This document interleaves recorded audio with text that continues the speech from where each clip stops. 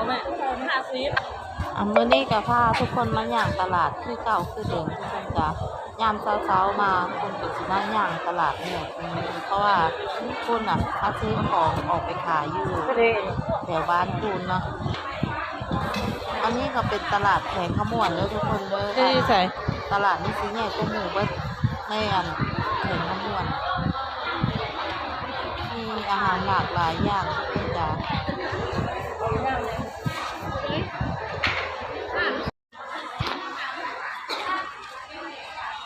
บ่ว่าสิเป็นสัตว์ป่าของดงก็มีนะจ๊ะทุกคนจ้ะ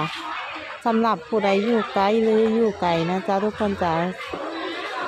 มาเล่นหรือมาเที่ยวได้เด้อจ้ะทุกคนจ้ะอันนี้เป็นตลาดแผงคำบ่อนจ้ะที่มีทั้งหนังวัวหนังควายนะจ๊ะทุกคนจ้ะอาหารหลากหลายทุกคนบ่ว่าสิเป็นสัตว์ป่านะจ๊ะทุกคนจ้ะคืออันนี้หลายๆคนถามว่าอันนี้อยู่ใส่นะจ๊ะทุกคนจ้ะอยู่ตลาดแผงครับแข่งแล้วไหมสำหรับใครอยู่ใกล้และอยู่ไกลนะเชิญมาเที่ยวได้นะจ๊ะทุกคนจ้า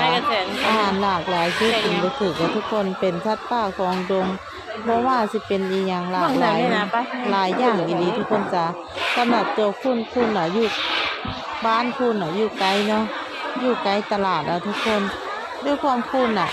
อยู่กรุงเทพหลายเนาะเมื่อแบบว่ากลับไปบ้านอย่างที่ทุกคนคุณก็อยากกินแต่ของอาหารป่าสัตว์ป่าอย่างที่